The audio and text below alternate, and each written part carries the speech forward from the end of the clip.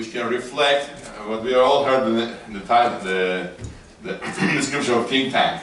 We said, no, it's not enough anymore. We are living in 21st century. Think tank is just research, analytical type of institution who is very important element of success of a new ecosystem, which is becoming very popular word in the world. But I think this is the more reflecting what I will talk today. It's the world becoming interconnected. We are living in a unique time with the connections of the world becoming, and good and bad, much, much closer to it before. Which is why Think and Connect is the best way to bring the smart, dedicated people with the same value. Think to create, when you connect with people, you can think about creating something interesting, unusual, new, ambition. And think to act when you're not only thinking, but also you're acting. I think this is the basically description of what we are doing in the last 15 years. It was just came out last couple of weeks. We talked with Pierre Gurdjian, we talked with Nubar, we were learning about this, all what we're doing and how we can describe the people. Because one of our major challenge all these years was explaining who we are. People said, are you charity institutions? No, we're not grant giver. We're not giving grants. We're not just giving grants. We're not charity institution who operate from charity principles, because we're doing a lot of things also in commercial side. Are you commercial institutions? No, we're not commercial because we're not only maximizing the profit.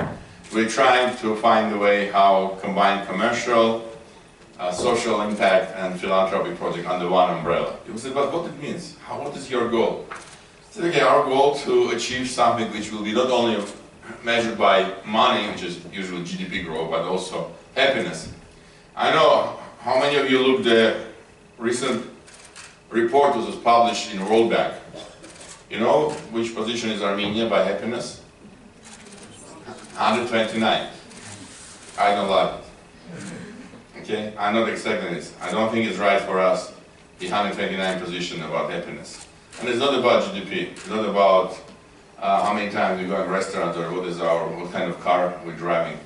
It's more about how we're feeling about ourselves. What is our dream? What is our desire to think about the future? What is our really believe what we can do, something that we like become better for the next generation. There's many other elements which we believe to all linked to each other. That's why we believe that prosperity, community, and identity is a triangle of the very important elements which bringing together and becoming more and more important. The same way like we're saying education, sustainable development, and migration is a free triangle of the things which are driving today the world, because migration is becoming one of the key elements of success or failures of the countries or regions. And when I talk about migration, I'm not talking about only migration of refugees or migration of the people who has a very bad social situation. We have 5 different migrations which are becoming more and more influential for economic growth, for environment changes. One is a brain migration, and we all know about it because a lot of Armenians left Armenia for better education in other parts of the world. Some of you stay here and getting education good here. And this is a very important driver of many young people living in the countries, not only in Armenia but worldwide.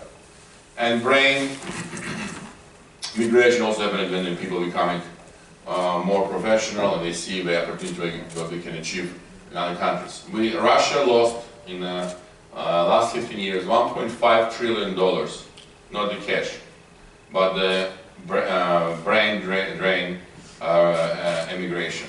And this is much bigger compared to capital flight of the Russia.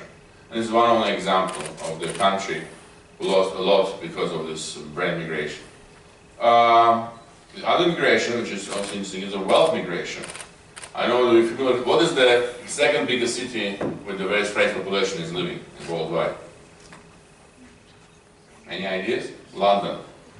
And why is London? Because the French people left France because of tax, and they want to stay and they want to live. They go to Belgium or Switzerland. It's not the wealth migration happening only because of the some tax regime bad from point of the in developing countries, but in developed countries sometimes can happen very serious migration of the wealth.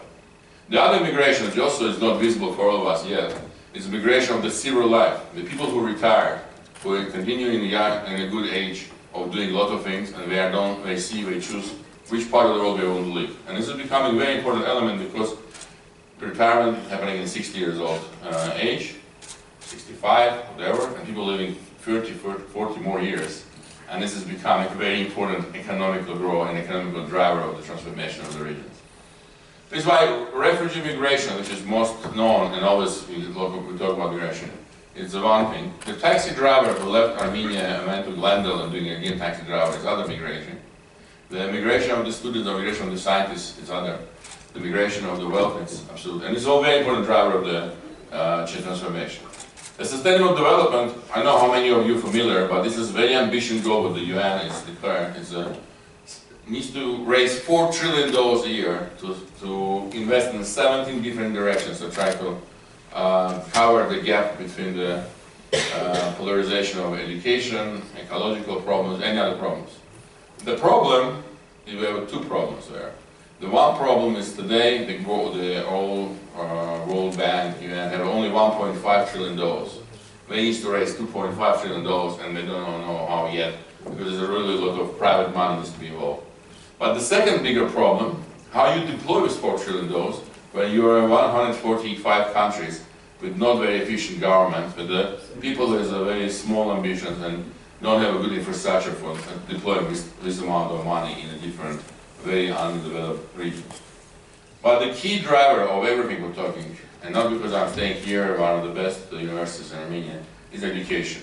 Education is the biggest industry in the world. I know you're familiar about it or not, but from the point of the money, it's the biggest in the world. And most fragmented, very badly managed. Demand is growing with quicker than supply. People have a lot of disappointment about what they're learning and how they can apply into their job after their graduation. Education is changing, becoming life education, because whatever you choose profession today, in 20 years time or 15 years or 10 years or 5 years time, can disappear because of new technology. It's basically pushing all of us in education, not only in age which was normally between 5 years to 18 or to 28 maximum. Now we are being pushed to go in education all our lives. Education is not financially sustainable, and it's usually managed by government, which is not the most efficient institutions in the world. And they're not providing what this private sector needed. They're getting a lot of challenges. And it's disbalanced demographic, and most importantly, the biggest crisis of the attitude to the industry. Most of the countries, people lost respect to the teacher position, profession. It's very simple. We all heard about Finland, but it's a very simple answer why Finland has so good system of education. Not only because of the regulations, not so much about why the compensation is not so good. From 10 top best students, 7 want to become teacher. In America, from 10 top students, only 2 wants to become teacher. In Russia, from 30, only 1. I know, how many of you dreaming to become teacher? Okay, we have 3 hands, good. But how many people in the home, okay? I'm just saying, good luck with choose, because I believe that education will be biggest driver of the future of the world. And I believe it's a much better perspective compared to investment banking or technology. The other thing is also happening is the changing of education from industrial society, where we've been very high specialization. We're going backwards to the wide and deep, broad education. When you need to become very strong in engineering, mathematician, but also very good in humanitarian. And this is becoming more and more obligatory for the people who want to really become successful, to a wide range of education and broad range of education. And this is not easy, because education is becoming more and more expensive. With-style education requires much more effort, and it's becoming more and more challenging to provide and find the services of this stuff. This is why bringing back to the respect of the teacher is one of the biggest challenges for any society. I'm sorry, my emotions is see how I'm nervous about, how I'm passionate about the teachers and how important the teachers for me about the future of success in any countries. Teachers, mentors, the people who really can be leading by example, teaching and sharing with not only knowledge and information which you can get only from a website or from any other source of the technological equipment, but more about values, about inspiration, about thinking about out of the box, doing something unusual. And this is not easy. Not easy because we're all insecure, we're all very scared about the future, we're all really don't know what will happen with us tomorrow, and that's why as soon as you get something, you want to stabilize as much as possible. That's why we're living in an instinct time, when on one hand, it's a huge transformation happening simultaneously in many directions. And at the same time, we're facing fears. People are dreaming about going backwards. You see more and more nationalism, isolation, populism, because people are really scared about the future. They're scared about what will happen with them in the next 20 years when nobody can predict what kind of profession will be most attractive, how you will be paid. How many of you are ready to be paid by, not by Armenian drams, but by bitcoins or cryptocurrency? Okay, you got at least 5% people already ready for this, without knowing what it means. For you, it doesn't matter. This is more important. Just can you buy the food for this currency or not, right? This is just will be. It's a good example of something which happening in our life. It's not happening somewhere. It's happening with today when you are living in reality, not about fake news anymore. Fake news is a part of the new reality which we can accept because it's a real news and fake news. Now the difference between the reality and fake reality becoming unmanageable. Nobody can find the difference anymore, because in December you can find now the program in open market when you can put 5 minutes of the public speak of anyone and 10 photographers and make any fake stories, whatever you want, and nobody will find a difference. Which means in 10 years time we'll live in a world where fake and real true story will become very defined. We're living in a world where we are handling each situation. The money, which was the most important element of success, becoming interestingly less important for many millenniums, because of a share economy more important than consumer economy, which is different behavior. If you don't want to buy Porsche or Lexus, and this will confirm your status, but you want to realize that it's not important anymore. And you also you see this is becoming, the talent people was more important, and you're getting this $250 million paid for Neymar or whatever numbers now Messi can ask. It's showing the talented person, the money is becoming irrelevant, because you're getting so important to get one talented person can change the entire game. The Barcelona-Chelsea was a very good example of what one guy can do a difference. And it's not only in football, by the way, it's everywhere, right? And you can see the Yuri Oganezov, who I mean, he may speak here or not, but he's one of the most respected Armenian scientists in Russia, who defined 3 elements of Mendeleev table in Moscow. He can be in other place, and it will be immediately make a difference. That's why it's not only a question about football, it's not only about a question about the one person, it's about overall the network becoming a very critical element of success. The network of the successful people. How many of you know alumnus from your university 5 years older of you, who graduated 5 years ago? Okay, 1/3 less. Why? You need to know all of them. It's one of the biggest your values, because it's network of alumni of university. This is what you need to keep. An alumnus, okay, they need to come to university. You need to push them, saying, "Help me, teach me." Maybe you need to ask me advice about what you're doing here. And this is don't expect somebody else will do for you, because it's the illusion of somebody obliged for you doing this. That's why other things network become very important. That's why WhatsApp. Who knows the deal of WhatsApp? Facebook bought WhatsApp. What's the money? What was the price? Yeah, $22 billion, $19 billion or not, but additional $3 billion. For a company as a zero revenue at the time that we bought it.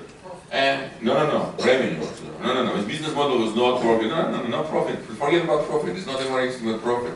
It was zero revenue. Facebook WhatsApp has no business model, not only about profit, not about revenue. Because their service was free of charge and nobody made charge in charge.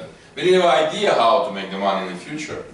And they've been bought for 2 reasons. One was defense strategy, because the Zuckerberg was, one was personal reason. He was skiing with the guy, he liked the guy and how he skied. But that's a separate story. But the second part was more, it's the defense strategy against somebody like Google, what they would buy. Because the first, who is using the Facebook Messenger? Okay, most of you, you have Facebook Messenger, why are you buying WhatsApp? Why? It's more or less the same, right? It's not so big difference from comparing. And why are you not putting money, $22 billion, you could put and develop your Messenger much better, but you're doing WhatsApp, because WhatsApp is in foreign clients. People ready to pay for the clients, for network, for loyalty, for the customer database, more compared to anything else. How many people here speak 4 and more languages? 4 and more. Okay, how many of you speak Farsi? 1. 2. Okay, may I ask one question? Why? Why you are deciding that Farsi is not important? Why you are thinking about only English, Armenian, Russian? Why are you not thinking about now when Armenia become member of EU, we got unique position of the networking between Eurasian Union, European Union, and Iran? What is the key point of the Armenian can benefit? Where is our clear advantages? It's network, alumni network, network of Armenians who you have relatives. I'm sure if I ask him how many of you have relatives outside of Armenia, all of you will give me this joke. Yeah? How many of you never been outside of Armenia? How many of you never travel outside of Armenia? Good. I want to just say what you understand the reality about the polarization. One other aspect I want to mention to you. 80% of Armenians, which you are handling every day in the shop, in restaurants, never left the country. In Russia, from 150 million people, 50 million only have international passports, only 5 million left the country last year. In America, 48% never left their own states. For you, now becoming a very important new profession is translator, because you need to not only speak English, Russian, or Armenian, you need to understand how the other person, who you think is same like you, will react some of your point discussion and so on. That's why it's absolutely new type of the skills, competence, and coming is important for the future of world, not only for Armenia. But we have a advantage. We're talking about languages, we're talking about translations and understanding of people with different background. We're talking about network and alumni or whatever.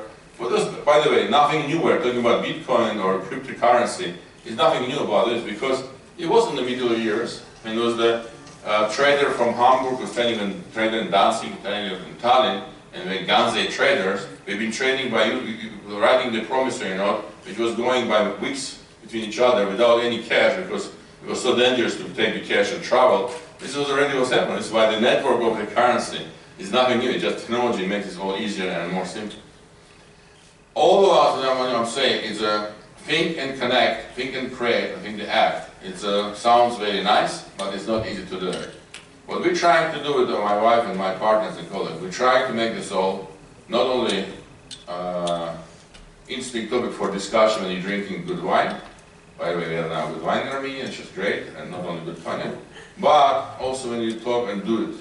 And do it is not easy because sometimes we prefer to talk but not to do it. We act and we did a lot of things. I want to show you some of the things which... This is map of Armenia. This is our projects in Armenia. I know it's not visible well. It's too small, I think, from the people sitting in the backyard. But the main point I want to share with you is a big one vision about Armenia. And this vision about Armenia was developed 15 years ago. It was not yesterday. It's not was 2 days ago. It's 15 years ago we said how we see Armenia in 20 years time. What will be key Armenian driver? You cannot see it, but it's you can see the colors: red, yellow, and blue. The 5 red industries is an industries which will provide economic growth for Armenia, and with very important element, our productivity 2.5 times lower compared to countries like Bulgaria and Romania. I don't know how we can explain this because we've been always very proud about how hard workers are Armenians, but today it's a reality. Partially because our culture, proportion of our population is bigger compared to way, but mostly because we lost more productivity. But anyways, why 5 is first industries, the key driver is how we can be simultaneously increase our productivity and get more jobs. And these 5 industries, no surprises, will include tourism, include finance, include IT, include agribusiness, where we have a huge potential, and including mining, which some of you hate because again, it's a lot of ecological question about the standards of mining. But this is only 5 industries that can today, was defined 15 years ago, can drive economic growth of Armenia, bigger compared. But other 5 industries is more important for me. Without them, we cannot do anything with the first 5. Because it's about education, healthcare, and about urban development, about the culture, heritage, and culture in general, and about national identity. Basically, what we're trying to say in our people with our work, we're saying these two elements need to become together. You cannot just do good bank without having good school for the professionals who work for you, or without good healthcare system. But the measurement of success, which is one of the key challenges of any social impact investment, it's not only about money, it's about social impact, which is very difficult to measure. It's to build an ecosystem. That's why with 5 industries, it's not measured by commercial success, it's measured by how well we can attract best professionals to come and live in Armenia. But also we found this thing was when we developed this map, and you can see it's a little bit strange circles in Armenia was divided. And you see we have the golden ring, blue line. It cannot be only Yerevan. How many of you not from Yerevan? Okay, at least half of the students is not from Yerevan. The idea is a good way of one big city, where one third of the population is living. I'm not sure you like the traffic. I'm not sure you like some part of the life in big city. But this will be very important to us if we want to be successful to develop entire Armenia. That's why we pick up the 4 other places. It's Gyumri, Dilijan, it's Stepanakert, Shushi, and Tatev Goris. That's why you can see the concept is holistic approach where we combine commercial, non-commercial projects, economic driving industries and non-economic driving industry. We combine, by the way, projects inside of Armenia and outside of Armenia. You can see the Tbilisi project which was realized. We did the project in Moscow. We're doing a project now in another part of the world where Armenians have a culture, heritage, or big diaspora, because we believe the only two-side streets can work when the diaspora and Armenians will be working together, hands to hands, and we'll see the benefits both sides. Not only diaspora will provide all the necessary support for Armenians, but Armenians will support diaspora, because we got immigrations not only from Armenia, but we got big immigration from diaspora, which is much more dangerous for us because more and more Armenians don't want to be Armenians, and that's why we, like Lubar said, we have immigration from diaspora, which is much more dangerous compared to the immigration from the country, in some sense. Of course. That's why we're doing projects in Armenia, outside Armenia. We're doing projects with the 5 cities, 5 social-economic drivers, 5 economic drivers, and we have programs and platforms that we're trying to develop. I don't want to go by all the map and many other things, but I want to just say, all of you,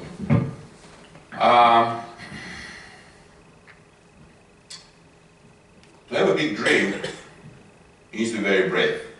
Because when you have a big dream, it means you're ready to fail. You're ready to fail, and you're ready to be in an uncomfortable situation. People laugh about you. You need to be ready when people will say, oh, you couldn't do it. You promised you didn't deliver. But without being ready to this, you cannot achieve anything. That's why all our 15 years, we heard so many times, this is impossible. It's not possible to build a cable car in Tatev because nobody will come. It's not possible to bring kids from region to Armenia to high school. Why we in the school?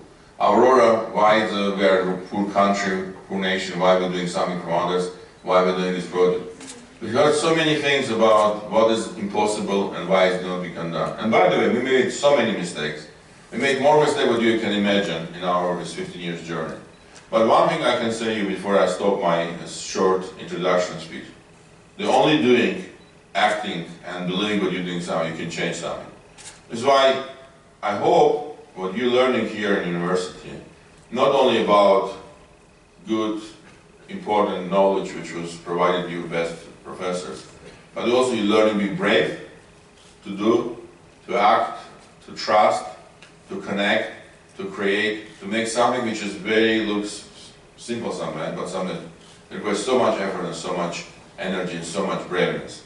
I wish all of us be brave and don't be scared to make mistakes. Thank you. I'm